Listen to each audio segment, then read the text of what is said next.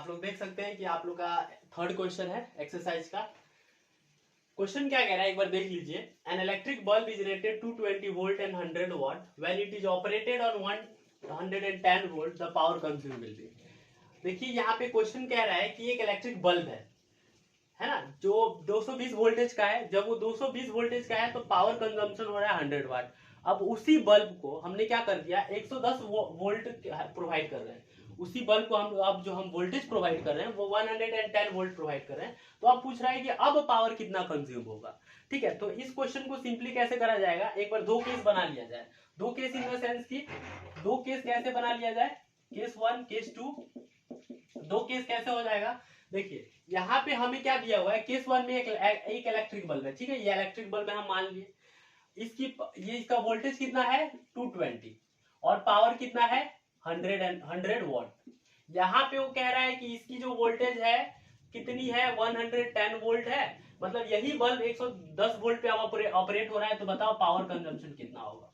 ठीक है, तो देखिए सिंपली हमें यहाँ पावर पूछ रहा है, तो पावर को फाइंड आउट करने के लिए we are having 3 formulas and 3 of them are, मैं आप लोग को लिख के बता दे रहा हूँ एक बार कि power is equal to V into आई।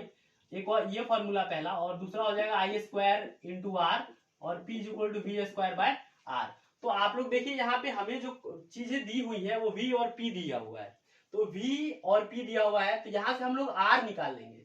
जो आर इस बल्ब के लिए होगा, जो रेजिस्टेंस इस बल्ब के लिए होगा वही, क्योंकि बल्ब तो सेम है ना, तो वही रेजिस्टेंस यहाँ पे भी होगा। उसने भले ही क्या बदल दिया है, वोल्टेज बदल दिया है, तो वोल्टेज के बदलने से रेजिस्टेंस नहीं बदलता है, ये बात ध्यान रखना है।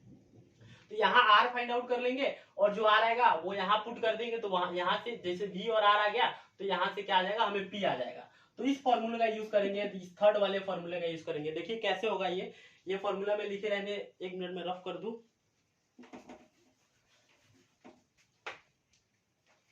P is equals to V square by R. हमारे पास यहाँ V क्या है 220 अपॉन R, तो हमें फाइंड आउट करना है। और P कितना है, एक मिनट थोड़ा सा यहाँ लिख दूं मैं।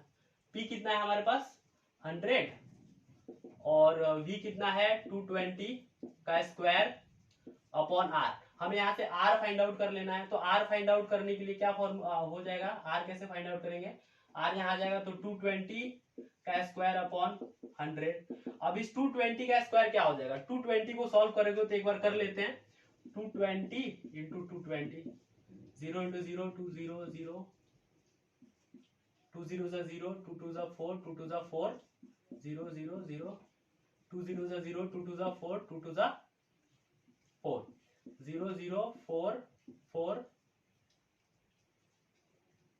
थोड़ा सा गलत जा रहे हैं हम, एक मिनट बेटे सेकेंड। 2 0 0, 2 2 0, 2 2 4 एंड 2 2 4, ये 0 ये 0, 2 0 0, 2 2 4 एंड 2 2 4। ठीक है, तो 0 0 4 8 4, 48400 आ जाएगा। क्या आ जाएगा 48400। 220 का स्क्वायर 48400 आ जाएगा, 48400। और 100 से क्या है डिवाइडेड है, 2 0 से 2 0 हो गया। तो फाइनली जो हमारे पास रेजिस्टेंस आया वो कितना आया 484 ओम, जो हमारे पास आर आया है 484। अब इसी आर को उठा के हम लोग यहाँ रख देंगे। सेम फॉर्मूला यहाँ से पावर निकालना है हमें, P equal to V square by R. तो यहाँ पे हमें V दिया हुआ है 110 वोल्ट, पावर हमें निकालना है, रेजिस्टेंस इस बल्ब का जितना रेजिस्टेंस है वही रेजिस्टेंस पुट कर देंगे। तो क्या आ जाएगा एक बार देख लें आप, पावर निकालना है ना हमें, तो 110 का यहाँ पे स्क्वायर और R कितना है 484। अब देखिए यहाँ पे 110 का स्क्वायर क्या होगा, 110 का स्क्वायर क्या होगा एक बार कर लेते हैं। 110 110 0 0 0, 1 0 सा 0, 1 1 सा 1, 1 1 सा 1, 1 0 सा 0, 1 1 सा 1, 1 1 सा 1, तो 0 0 1 2 1, 1 2 1 0 0। क्या है हमारे पास 110 का 1 2 1 0 0, 1 2 1 0 0 अपॉन 484। अब 484 को 1 2 1 0 0 से कट करोगे तो देखो ये 484 है और 1210 मतलब 1210। तो 4 से अगर 4 को 3 से मल्टीप्लाई करते हो 12 आता है, लेकिन ये 84 है तो ये कहीं ना कहीं 3 से नहीं कट पाएगा। है ना। तो ये 2 से कट करोगे, 2 से कट करोगे तो एक बार इसको करके देख लेते हैं।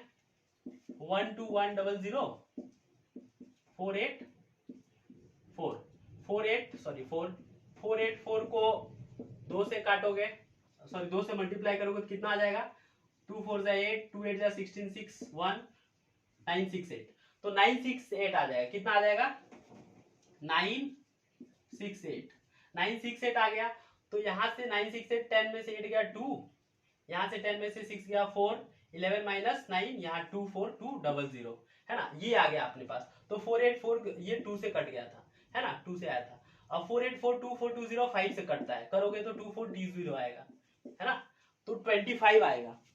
ठीक है। अगर बात करें पावर की, कि जब पोटेंशियल डिफरेंस 110 है और रेजिस्टेंस 484 है, 484 है, तो ये 25 से टोटल कट रहा है। मतलब पावर की अगर बात किया जाए तो 25 वॉट आया। कितना आया, पावर 25 वॉट आया।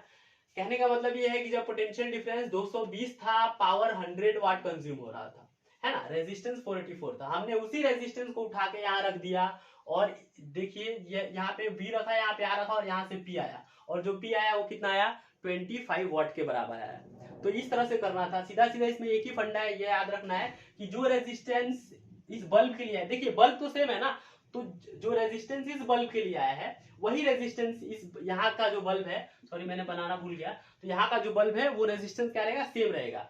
भी बकायदा उसने क्या किया है, V चेंज कर दिया है, तो V चेंज करने से R चेंज नहीं होता, हमेशा ये हमें ध्यान रखना है। हम लोग अब नेक्स्ट क्वेश्चन करेंगे, क्वेश्चन नंबर 4 एक्सरसाइज का। ठीक है, होप आपको ये क्वेश्चन समझ में आ गया होगा।